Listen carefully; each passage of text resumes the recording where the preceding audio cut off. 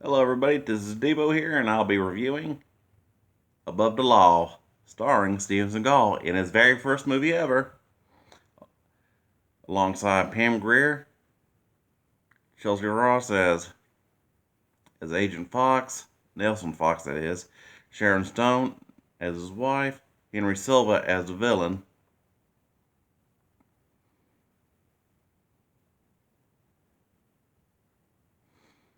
Directed by Andrew Davis, who also went on to direct The Fugitive and was also known for Code of Silence, which is kind of almost a bit of a sort of a copycat of, just with Seagal instead of Chuck Norris. But that'll be a separate review for Code of Silence later on, sometime in the near future. But today is all about Above the Law. I mean, it's a great story, and I mean, just Seagal just came out with a bang, and great, great acting, great pairing of acting chemistry between Pam Grier and Seagal, who prior to acting, Seagal was actually on an Aikido instructor and who ran his own dojo in LA. And also, I've mentioned in Thunderball and Never Say Never Again reviews, broke Sean Connery's wrist prepping a stunt for a Connery's last Bond movie. And of course, you got 70s black exploitation legend Pam Grier as the Officer Dolores Jackson. I mean, it was pretty much a badass in all right. This movie. I mean, I mean, great story, and like I say, hell, Henry Silva has always been damn good villains. Between this, Ghost Dog, and the 1990 Captain America movie.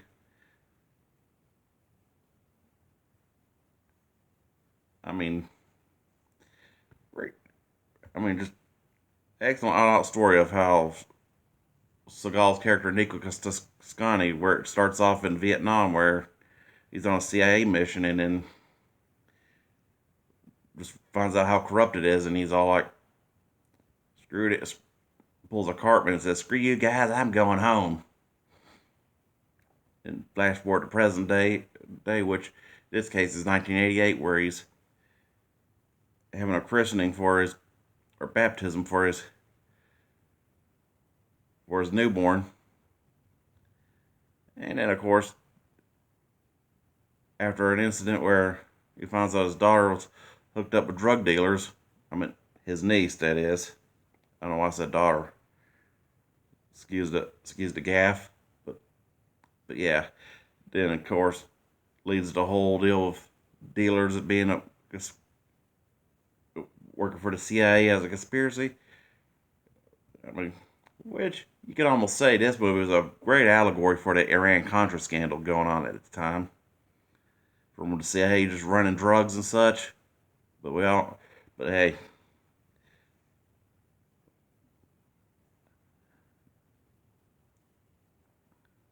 like great allegory and of course great use of using the CIA as villains. I mean, I mean, especially for this action-packed masterpiece, because this was back when Seagal was in his prime, about somewhere between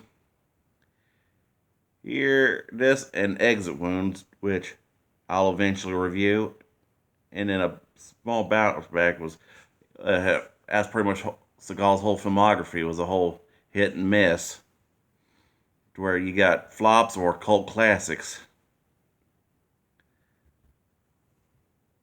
I mean, that's pretty much how I always described his acting was either it's gonna be like one of the worst movies you ever saw, or it's gonna be a cult classic.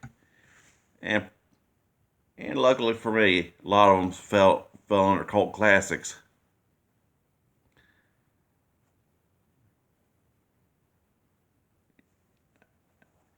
I mean, given how, gotta hand to Seagal because he produces his own movies, writes some of them, even directed some. But overall, above the law, that was a great start to an excellent career. I mean, just from his uses of of a great, like I just mentioned about how the CIA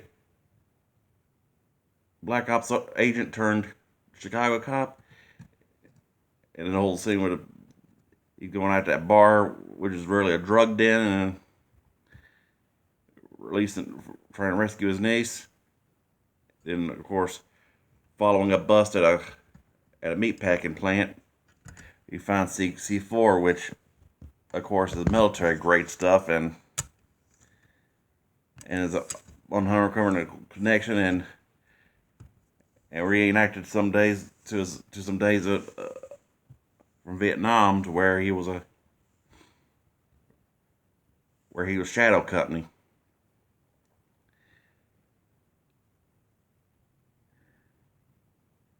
In that whole cat and mouse kind of game. But overall, with of course, Seagal used to always deliver on great action scenes. With this one, such like the, the busted meatpacking plant. It was the one where he's like the car on top of that car and all. Woof, that was some excellent action, especially since Seagal personally handpicked each gun for the movies. Cause yeah, because in a way, as a gun enthusiast as well as a movie critic, I can almost say notice how Seagal could barely do a movie without having a 1911. Practically only Machetes, pretty much, and some other forgettable ones that I hadn't seen without the trusty 1911 as his go-to pistol for screen on screen. It is, and of course, you got some other excellent where scenes like the cathedral explosion after from when Nico finds out that his pastor is involved by hiding refugees from the CIA, and then of course the explosion which was a hit on a senator's aide due to next to next to an excellent ambushing on the streets of Chicago, where a bunch of goons just try to shoot up Seagal's car or Nico's car, that is, and then he picks some off one by one with his 1911 and goes to that store with a store and just has a excellent fight scene. Then it had that one big jacked up dude he beats the shit out of prior to. Oof. And then of course that one scene where you think Detective Jackson dies, but was really invest, and I gotta give it to Seagal for playing a complex character like Nico, which he pretty much admitted that was one of his favorites, but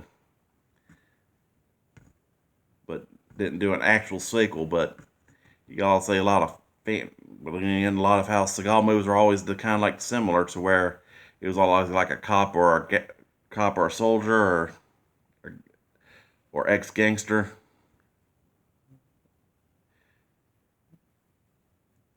Kind of see why he didn't, but because a lot of them were like similar, but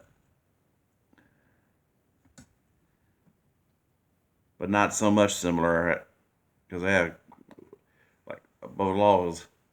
Steve Seagal in Chicago, Hard to Kill, L.A. As far as I go, and like Exit Wounds, Chicago, and then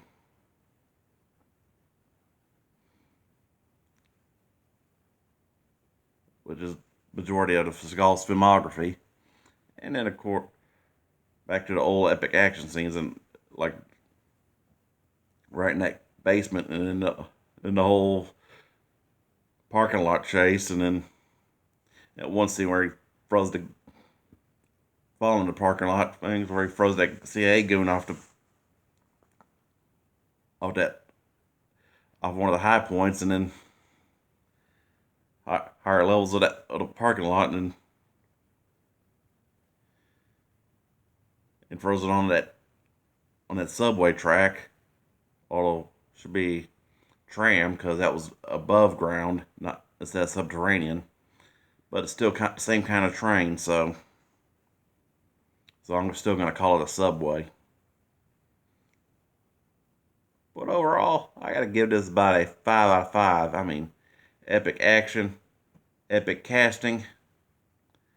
I mean, just great action, great storyline. I mean, not much I could say about this one. And it was absolutely flawless for Seagal.